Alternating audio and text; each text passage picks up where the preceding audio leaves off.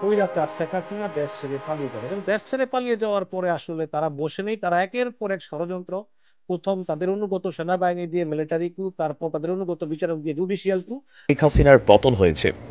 দর্শক, এই পতনকে ঘিরে নানান ধরনের চাঞ্চল্যকর তথ্য ভারতীয় মিডিয়া প্রকাশ করছে। পাশাপাশি লম্বা সময় পর শেখ হাসিনা তিনি আজকে জাতির উদ্দেশ্যে তার নেতাকর্মী।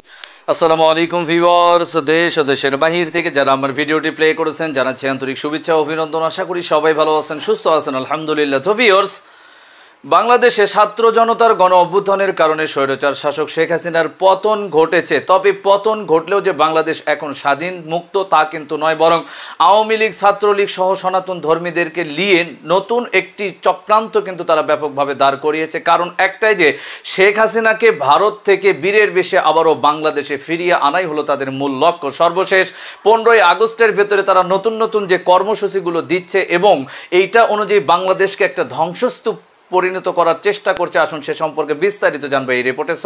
ভিডিওতে যাওয়ার আগে ছোট রিকোয়েস্ট করব, যারা এখনো চ্যানেলটি সাবস্ক্রাইব করেননি, নিয়মিত দেশের সকল আপডেট সবার আগে জানতে অবশ্যই চ্যানেলটি সাবস্ক্রাইব করে পাশে রাখবেন। দর্শক, আসুন স্ক্রিনে। গণ অভ্যুত্থানের মুখে বাংলাদেশের সবচেয়ে কঠোর, সবচেয়ে নিষ্ঠুর এবং সবচেয়ে বড় গণহত্যাকারী স্বৈরাচার শেখ হাসিনা দেশ ছেড়ে পালিয়ে যান এবং দেশ ছেড়ে পালিয়ে যাওয়ার পরে আসলে তারা বসে নেই, তারা একের পর এক ষড়যন্ত্র।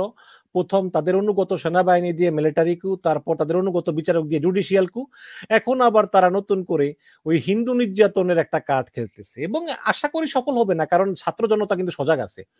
তো এটার পরেই কিন্তু আমি খেয়াল করতেছিলাম যে সজীব ওয়াজেদ জয় আসলে কি করতেছে। শেখ হাসিনা চলে যাওয়ার পরই সজীব ওয়াজেদ জয় কি বলল যে আপনাদের ব্যাপারে আর আমার পরিবার জানে না, আপনাদের কি হবে না হবে এটা নিয়ে আমি আর আমার পরিবার দায়ী না। এবং শেখ হাসিনা আপসেট যে বাংলাদেশের মানুষ শেখ হাসিনাকে তাড়িয়ে দিয়েছে, এর জন্য শেখ হাসিনা আপসেট, শেখ হাসিনা এর জন্য পদত্যাগ করেছে। তো ভালো কথা। তো এরপর তিনি আসলে এক এক সময় এক এক বিবৃতি দিচ্ছেন, যদিও অনেকে বলতেছেন যে হয়তো তিনি লাল পানি খাওয়ার কারণে এরকম বলতেছেন। যদি যেমন 6 আগস্ট তিনি বিবিসি কে বলেছেন যে শেখ হাসিনা আর রাজনীতিতে ফিরবেন না, তিনি হতাশ। আবার এর একদিন পরে তিনি মানে পুরো 300 ডিগ্রি ঘুরে তিনি বলেছেন যে শেখ হাসিনা মরে যাননি, আমরা কোথাও যাইনি, শেখ হাসিনা আপনাদের কাছেই সাথেই আছে, আমরাও আছি। উনি থাকেন আমেরিকায়, শেখ হাসিনা ভারত, তার ওর বোন ভারত, খালা থাকে লন্ডনে, খালাতো ভাই থাকে ফিনল্যান্ডে, ওরা নাকি কোথাও যায়নি। এরপরে 8ই আগস্ট জয় বললেন যে শেখ হাসিনা দেশে ফিরবেন। আবার 9ই আগস্ট জয় বললেন যে আমি রাজনীতিতে যোগ দিতে প্রস্তুত। অথচ 6ই আগস্ট কিন্তু বলেছেন যে আমার পরিবারের কেউ রাজনীতি করবে না। আবার 9ই আগস্ট বলতেছেন যে আমি রাজনীতি করব।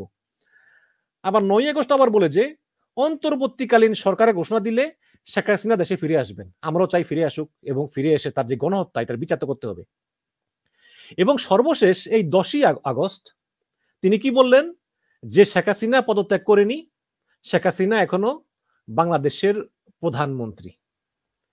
এবং এই কথা বলার পরে এই কথা বলার কারণটাই হচ্ছে যে উনি চেয়েছিলেন তার বন্ধু যে আরাফাত, ওই যে ঘেটুপুত্র আরাফাত এখন কোথায় যে পালায় আছে ভাই আমি জানি না, বাংলাদেশে কোথাও পালায় আছে, এই দুজনে মিলে চালু করলো যে ডক্টর ইউনূস যখন হেলিকপ্টারে করে ওই যে রংপুরের শহীদ আবু সাইদের বাসায় যাবে, তখন এই হেলিকপ্টারে করলে কিন্তু যোগাযোগ বিচ্ছিন্ন থাকে।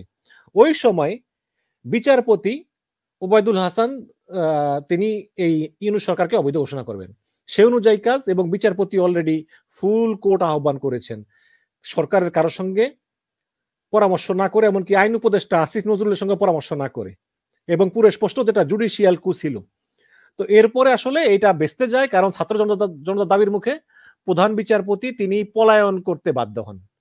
এখন অবশ্য নতুন বিচারপতি নিয়োগ দেওয়া হয়েছে এবং আপিল বিভাগের যে শেখ হাসিনার 5টা বিচারপতি তারাও পলায়ন করতে বাধ্য হন। এখন বিচার ব্যবস্থাটাকে নতুন করে সাজানো হয়েছে এবং এই জুডিশিয়াল কুটা রক্ষা করা গিয়েছে। তো সজীব ওয়াজেদ জয় বলেছেন যে শেখ হাসিনা পদত্যাগ করেননি, তিনি এখনো বাংলাদেশের প্রধানমন্ত্রী। কিন্তু শেখ হাসিনা আবার বলতেছেন যে আমি পদত্যাগ করেছি। কি বলবো আর, এরা আসলে কথা বললে আগে আগে মাসেলের পরামর্শ করা উচিত যে আসলে এই মিডিয়াতে কথা বলবে কে, মা নাকি ছেলে। এখানে ভারতের দা প্রিন্ট নামে একটা পত্রিকায় শেখ হাসিনার একটা দেশবাসীর উদ্দেশ্যে একটা স্টেটমেন্ট সেটা প্রকাশিত হয়েছে। সেখানে মানব জমিন এটার অনুবাদ করেছে। তারা লিখেছে যে ক্ষমতাচ্যুত বাংলাদেশের সাবেক প্রধানমন্ত্রী শেখ হাসিনা জনগণের উদ্দেশ্যে একটি খোলা চিঠি দিয়েছেন এবং গত 7ই আগস্ট দিল্লি থেকে প্রচারিত ওই খোলা চিঠিতে তিনি স্পষ্ট করেই তার পদত্যাগের কারণ উল্লেখ করেছেন। ভালো কথা। এই খোলা চিঠিটি ভারতের একাধিক সংবাদ মাধ্যমে প্রকাশ হয়েছে। চিঠি হচ্ছে যে আমি পদত্যাগ করেছি, শুধুমাত্র লাশের মিছিল যেন আর দেখতে না হয়। তোমাদের লাশের উপর দিয়ে ক্ষমতায় যেতে চেয়েছিল ওরা। মানে বুঝলাম না, শেখ হাসিনা বলতেছে যে বিএনপি জামাত ছাত্রদের লাশের উপর দিয়ে ক্ষমতায় যেতে চেয়েছিল, মানে কিভাবে? ছাত্রদের লাশটা কারা ফালাইছে? ছাত্রদের লাশগুলো ফালাইছে তো পুলিশ, বিজিবি, র্যাব, এবং এই পুলিশ, বিজিবি, র্যাব, ছাত্রলীগ ওদের মা হচ্ছেন আপনি। তাহলে এই লাশের উপর দিয়ে বিএনপি জামাত ক্ষমতায় কিভাবে যেতে চেয়েছিল তা আমি বুঝি নাই। যদি কেউ বুঝেন আমার একটু বুঝিয়ে দিয়েন। শেখ হাসিনা আরো বলেছেন যে আমি তা হতে দেইনি। মানে শেখ হাসিনা বলেছে যে ছাত্রদের লাশের উপর দিয়ে বিএনপি জামাত ক্ষমতা যেতে চেয়েছিল, কিন্তু শেখ হাসিনা তা হতে দেননি। আচ্ছা, 2000 ছাত্রকে আপনি এবং আপনার ছাত্রলীগ, যুবলীগ, পুলিশ, র্যাব হত্যা করার পরেও যদি বলেন যে আপনি তা হতে দেননি, তাহলে ভাই আমার কিছু করার নেই। আরো কি বলেন যে ক্ষমতা দিয়ে এসেছি, ক্ষমতায় আমি থাকতে পারতাম যদি সেন্ট মার্টিন আর বঙ্গোপসাগর আমেরিকার হাতে ছেড়ে দিতাম। অনুরোধ রইল ছাত্ররা, তোমরা ব্যবহৃত হইও না। আমি বলে এসেছি আমার সোনার সন্তানদের যারা লাশ করে ঘরে ফিরিয়েছে তাদের যেন বিচার করা হয়। উনি বিচার চান, মানে এই ছাত্রদের যারা লাশ করেছে উনি তাদের বিচার চান। মানে এই মহিলা মানসিকভাবে অসুস্থ, টোটালি অসুস্থ, সে ফিট না। কিন্তু যেই মহিলা, এবং এই খবর কিন্তু এখনো বেরোচ্ছে যে উনি যখন পালিয়ে যান, পালিয়ে যাওয়ার আগে আসলে উনি পালিয়ে যান কেন? কারণ সেনাবাহিনী ওনার কথা আর শুনতে রাজি ছিল না।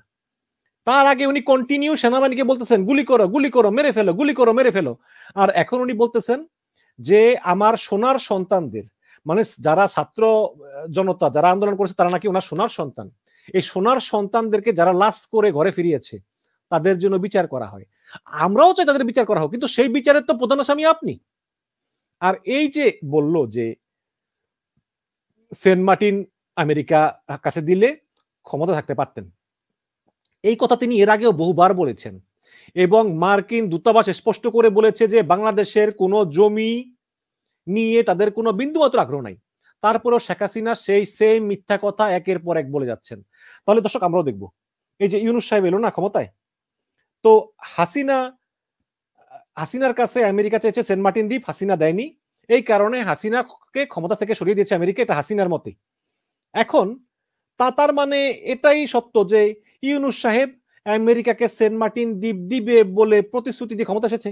তাহলে আমরাও দেখি যে ইউনূস সাহেব আমেরিকাকে সেন্ট মার্টিন দ্বীপ দেয় কি না দেয়। যদি ইউনূস সাহেব আমেরিকাকে সেন্ট মার্টিন দ্বীপ না দেয় তাহলে বোঝা যাবে যে হাসিনা একটা লায়ার। আসলে তো লায়ার তো এমনিতে আমরা জানি। এবং তিনি আরো বলেন যে হয়তো আজ আমি দেশে থাকলে আরো প্রাণ ঝরতো, আরো সম্পদ ধ্বংস হতো। এটা সত্য। আমি নিজেকেই সরিয়ে নিয়েছি, আপনি নিজেকে সরিয়ে নেননি, আপনাকে চাপ।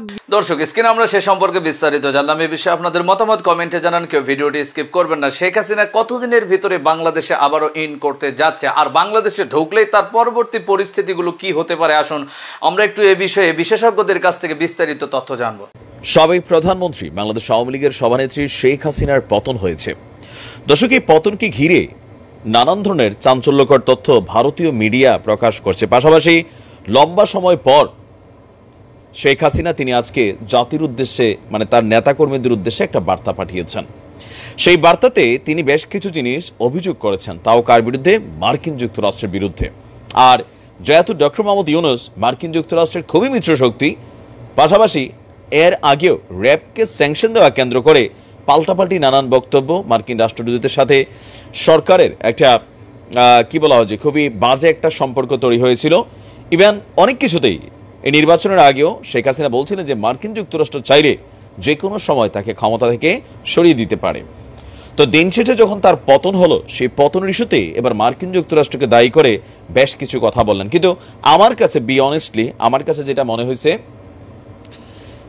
কয়েকটা ভুল সিদ্ধান্তই শেখ হাসিনাকে এই পতনের দ্বার প্রান্তে নিয়ে আসছে। যেদিন প্রথমবারের মতন আবু সাঈদের বুকে গুলি চালানো হয়েছিল, ওই দিন যদি তিনি সাথে সাথে বিষয়টা নিয়ে বিভাগীয় ইনভেস্টিগেশনের নির্দেশ দিতেন, পরের দিনই তিনি রংপুর চলে যেতেন, তাহলে ছাত্রছাত্রীরা এই লেভেলটায় যাইতো না। বা পশ্চিমারা, আমেরিকা সারা পৃথিবীতেই গুটিবাজি করে, কিন্তু এই গুটিবাজি করার চান্সটা কিন্তু শেখ হাসিনা নিজেই দিয়েছেন।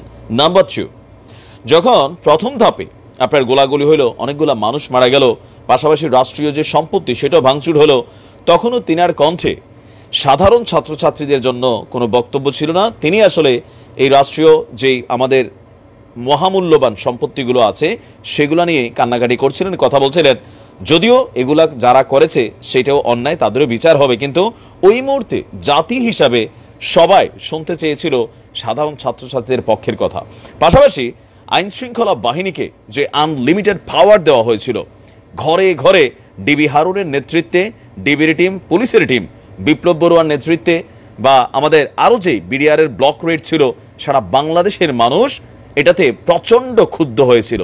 And the end of the day Obaidul কাদেরের কিছু পাগলামি আর বাকি মন্ত্রীদের ছাগলামি, এরাই কিন্তু শেখ হাসিনার পতনের মূল খলনায়ক। বা আরাফাতের মতন মন্ত্রী যাদের অধ্যত্বপূর্ণ কথাবার্তা, হ্যাঁ, যে এত পরিমাণ বুলেট আছে, এরা আমার দৃষ্টিতে বা আমার মনে হয় যে সাধারণ মানুষ যারা, তারা কিন্তু আমরা এইভাবেই দেখি। বাট পেছনে কি কোনো রকম ভূমিকা ছিল না বিদেশি শক্তিগুলার? সেইটা অবশ্যই ছিল, সেটি ইন্টারন্যাশনাল খেলা। এখন সেই খেলাটা কি, সেটা নিয়ে শেখ হাসিনা বলছেন যে আমি যদি যুক্তরাষ্ট্রের হাতে সেন্ট মার্টিন এবং বঙ্গোপসাগর ছেড়ে দিতাম তাহলে ক্ষমতায় থাকতে পারতাম। এখন এই ক্ষমতাটা আমি জানি না কিভাবে থাকতে পারতো, যে সেন্ট মার্টিন ছেড়ে দিলেই কি ধরেন যেই পরিস্থিতিটা তৈরি হয়েছিল, এই পরিস্থিতিটাকেই তিনি মনে করছেন যে এটা একটা প্ল্যানিং, এটা একটা ট্র্যাপ ছিল। তো এই ট্র্যাপটাতে কিন্তু জেনে শুনে বোঝেই বা যেটা নসিবে আছে, ক্ষমতা আল্লাহর তরফ থেকে আসে, আবার এটা আল্লাহর তরফ থেকে উঠা যায়। তো যেহেতু এটা উঠা যাওয়ার সিচুয়েশন ছিল, ওই মুহূর্তে আপনি দেখেন যে আওয়ামী লীগের প্রত্যেকটা মন্ত্রী, প্রত্যেকটা নেতাকর্মীর যে অ্যাক্টিভিটিস ছিল, সেটা বাংলাদেশের মানুষ গত 15 বছরের ভেতরে ক্ষোভের পরিমাণটা যতটুকু ছিল, আবার বিদেশি শক্তি থাকুক, বিপরীত রাজনৈতিক দলগুলো থাকুক, তাদের ভূমিকা 100% ছিল, কিন্তু সেটাকে পজিটিভলি ভাইব করার সুযোগ কিন্তু আওয়ামী লীগ দিছে। তিনি বলছেন যে অনেক দিন ধরেই যুক্তরাষ্ট্রের সাথে শেখ হাসিনার সম্পর্কে টানাপোড়েন ছিল। তিনি বলছেন এক শ্বেতাঙ্গ ব্যক্তির কাছ থেকে একটি প্রস্তাব পেয়েছিলাম, তাকে বলা হয়েছিল, আমাকে বলা হয়েছিল বিমান ঘাঁটি করতে দিলে তিনি সহজে ক্ষমতায় থাকতে পারবেন। আর তিনি বলছেন যে বিদেশি শক্তির দ্বারা ব্যবহৃত না হওয়ার জন্য নতুন অন্তর্বর্তী সরকারকেও সতর্ক করেছেন। লাশের মিছিল যাতে দেখতে না হয় সেজন্যই তিনি পদত্যাগ করেছেন।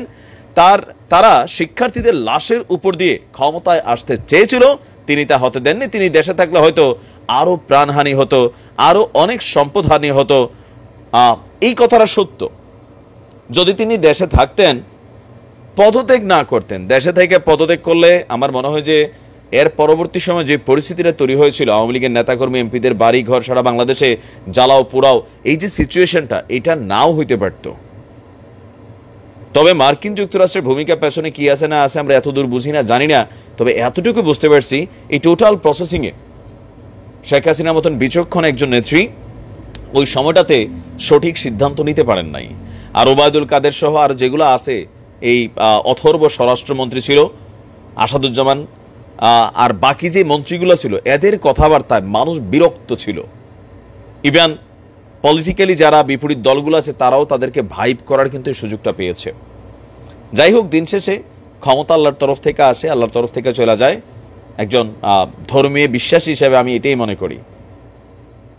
ভালো থাকুন, আসসালামু আলাইকুম। দর্শক, স্ক্রিনে আমরা সে সম্পর্কে বিস্তারিত জানলাম। এই বিষয়ে আপনাদের মতামত কমেন্টে জানান। সো আজকের ভিডিও এই পর্যন্তই। ভালো লাগলে লাইক অ্যান্ড কমেন্ট করবেন এবং দেশের সকল আপডেট সবার আগে জানতে অবশ্যই চ্যানেলটি সাবস্ক্রাইব করে পাশে রাখবেন। দেখা হবে পরবর্তী ভিডিওতে ইনশাআল্লাহ। আসসালামু আলাইকুম ওয়া রাহমাতুল্লাহ।